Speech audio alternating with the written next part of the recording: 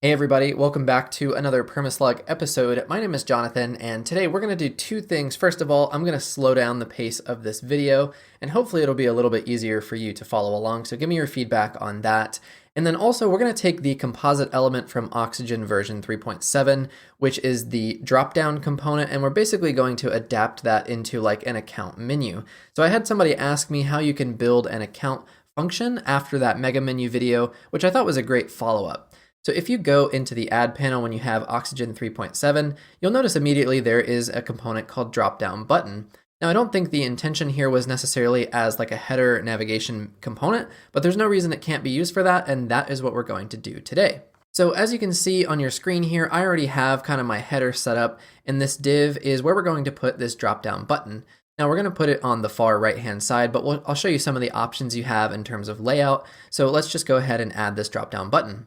So right off the bat, it's totally functional. So if we save and go take a look at this on the front end, you can see it's over here in the top right hand corner. It doesn't activate on scroll, but it does on click. And I mean, it looks, reasonable, but it's not the most interesting looking thing ever. And also, of course, you can see it goes off the page. So all of that stuff we can fix. Let's go back over here to Oxygen. And so you're not straining real quick, what we're going to do is just bump this up so we can see the whole menu for the moment. Now right away, let's just go ahead and expand this. And one thing I want to point out here is that if you're going to clone this drop-down button a few times, so if we go ahead and just do that, you don't actually need this drop-down button code multiple times. So realistically, you could just delete one of them and take that code block and get it outside of the button. It's not really that big of a deal because it's not that much code, but in terms of just the efficiency and kind of not needing to duplicate your efforts, that is definitely something to consider. Now, so what I'm going to do is make some adjustments to some of these built-in classes. And actually with there being two, it's a little bit clunky there. So let's delete it and just stick with one for now. So this is just quickly what we're going to base our design loosely on. So you're going to have an account icon stacked vertically. You're going to have this nice div that opens up, which means you can put basically anything inside of it. So this is a look at what we're going to build. Now, so the first thing we're going to do is take this trigger component right here, and we're going to set this to stack vertically. But what I want to do is apply this to the class so that if we do this on other elements, we don't have to do it multiple times. So I'm going to set this layout to stack vertically like this. And then I'm actually going to take the icon inside of this trigger and stick it on top of the label. You can see the icon set is using font awesome, but I'm going to switch this to linear icon, and we're going to search for account. Actually, I think it's user. Yeah, so we're going to use the user icon. And then our example had a white background, so we're going to change this to be consistent with our other menu links up there. So we're going to switch to this class right here. We're going to change the color from our global white just to a full black. And then the same thing is true with this label down here. We're going to do essentially the same thing. Make sure to switch it to the class and then make it black like that. Now, of course, we still have that dark background behind our button. So I believe we need to go to the drop-down button right here, choose the appropriate class, and then you'll find you have the background color here. So let's change this to white. And actually our menu background is a different color ever so slightly. It's F6, F7, FB. And then what I think would be cool to do on this is go to hover and then change that hover to a full white so it kind of lifts up a little bit. And then on hover, let's go to border, and we're just going to set this to like a slightly off gray. And then because we're setting a border on the hover state, let's also go back to original. And we're going to change this hover color to F6, F7, FB, a width of 1, and set the border to solid. So now when we hover over this, we should have a nice lift effect, but we do need to apply a transition so it's not so abrupt. One thing I'm trying to get into the habit of is using a class for transitions now, instead of adding it manually to every component. So what I'm going to do is add a class. We're just going to call this PS transition. And then I'm going to go to advanced, effects, transition. Let's set this to 0.2 seconds and go ease in out as our timing function. So now when we hover over this, it's going to have that background and border change with a slight delay to it, which I think looks nice. Now it looks like we do have a little bit of alignment issues here, which I think is on this drop-down button. So we just need to change the padding here to be consistent on both sides. And that's just a carryover from earlier when we changed that alignment from having the icon in the same line as the text. And then let's double check that there's no margin on this element right here, and there actually is. So let's go ahead and get rid of that. So now our button is actually properly aligned here. And of course, in our example, the button was actually called account. So we're going to change it to account instead of actions. And so we are definitely making some good progress here.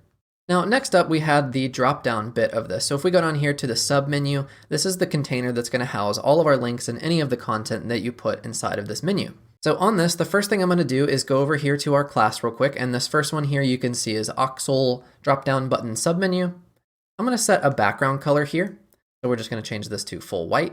And then on this sub button element, I'm going to switch to the class. And without actually hovering, I don't want there to be a background color, but I do want there to be a background color on hover. So just to make it consistent, we're going to go over here to hover, but instead of that one that's already on there, I'm going to use F6, F7, FB to try to keep things consistent with our main menu up there, but it's almost the inverse of what we have up there.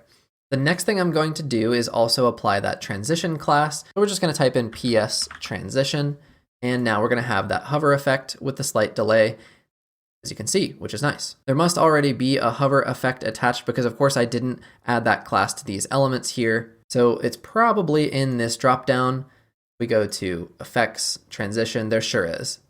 So in fact, you don't actually need to add the class here since it's already on there, but if you want to be consistent, you can go ahead and add that in. All right, so next up, there was a bit of text at the top, and then there was a divider in our example. So let's go ahead and just duplicate this. I'm going to change this to what that said, which was new customer question mark, create an account, like that. And then that font weight was bolder. And since I only want it to apply to this particular link, I'm just going to change the ID directly of this element, and I spelled account wrong. So there we go, now that's fixed. And then after that, there was a divider. So let's go back to our submenu container here, and let's go ahead and add in a div. I'm going to set a class on this div to PS divider. So that way it's reusable in the future across my site. I'm going to set the width here to 100%. Let's add some margin on the top and bottom. So we're going to go 8 pixels top and bottom. And then on this div, I'm going to go to border, bottom. We're going to go to like CA, something like that, which I think is what we've been using. And these divs have a default height, as you can see, but it's not actually going to look like that on the front end. So let's just go ahead and put this right under our first menu link like that. And then let's just go ahead and update the text on these links to be consistent with our example from earlier. So it was my account. Okay, so I got those added, and on this last link here, there is some extra margin beneath it. So what I'm going to do is switch to the ID of this element, and then let's just add like 8 pixels of margin beneath that particular link. Now, if we go ahead and save and take a look on the front end at what we have so far, this is what we have. So if we click that, you can see that everything does appear properly. We have that hover transition effect. We have our divider here, but we probably need to add some breathing space above this link. And we definitely need to do something to lift this menu off the page. And in our example, they just use some box shadow. So pretty simple. Let's go ahead and do that. We're going to switch back over here to Oxygen. I'm going to choose the sub menu div here. And what I'm going to do is add a class called PS box shadow. And then let's just go like 4. The number there is so that if I add future box shadow classes, I can indicate, lower to higher as to how intense that box shadow is. So now I'm going to go to Advanced Effects, Box Shadow. We're going to set this to black and then change it to an opacity of 14%. We'll go 0, 5, 10, 0 on that box shadow. And then I'm going to try out by switching to this first class right here, just adding some margin above this div of maybe 8 pixels. And then on that first link, we said we'd add some breathing space there. So let's go to this link and let's add 8 pixels of margin on the top. So now let's save and take a look on the front end and see what we got. So I think that looks perfectly reasonable. It's definitely lifted up off the page and you can see it nicely.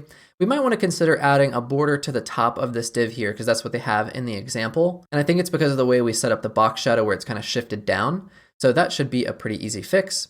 Let's go back to our submenu container.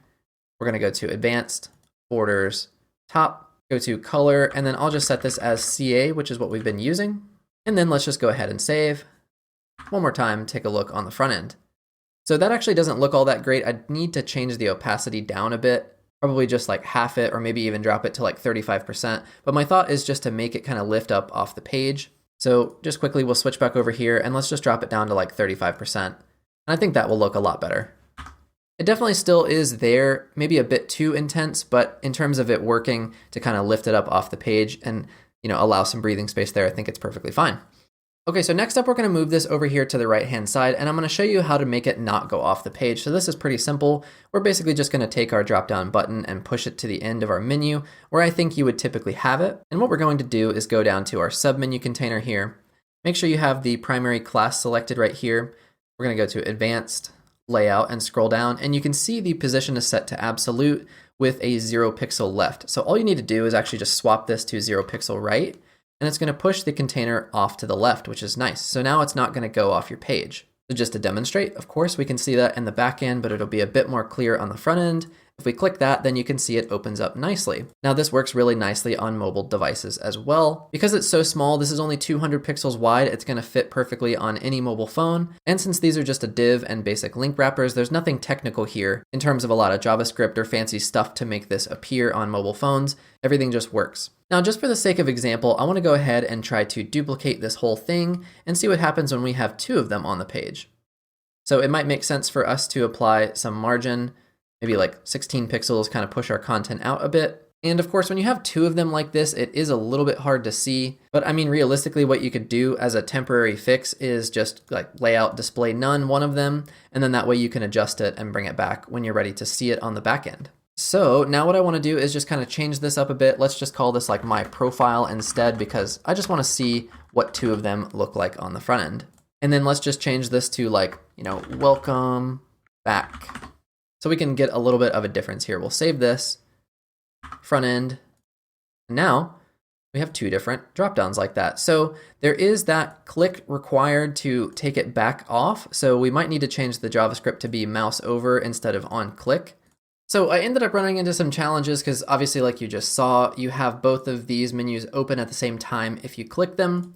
Now, I did try to play with JavaScript and I'm not anywhere close to an expert in this, and I couldn't figure out how to change it to mouse over, unfortunately. So that will be a limitation of this particular implementation, but I mean, in terms of the flexibility that this gives you, that's a trade-off that you'll have to make for yourself. I think this is a totally viable solution, and I'm not sure how often you would have more than one of these menus up in your header anyway. So maybe this is a non-issue, but just wanted you guys to be aware. But I think this is a pretty cool setup. This is a neat way to make dropdowns that are completely flexible, because in the pre-built menu components in Oxygen, such as the Pro menu and of course just the regular menu element, you're basically limited to whatever links you can input via WordPress. Whereas this gives you a completely flexible drop-down menu, and I definitely prefer this route over the pre-built menu components. So hopefully this tutorial has been helpful for you guys. Always love your feedback. Thank you so much for watching, and I'll see you in a future video.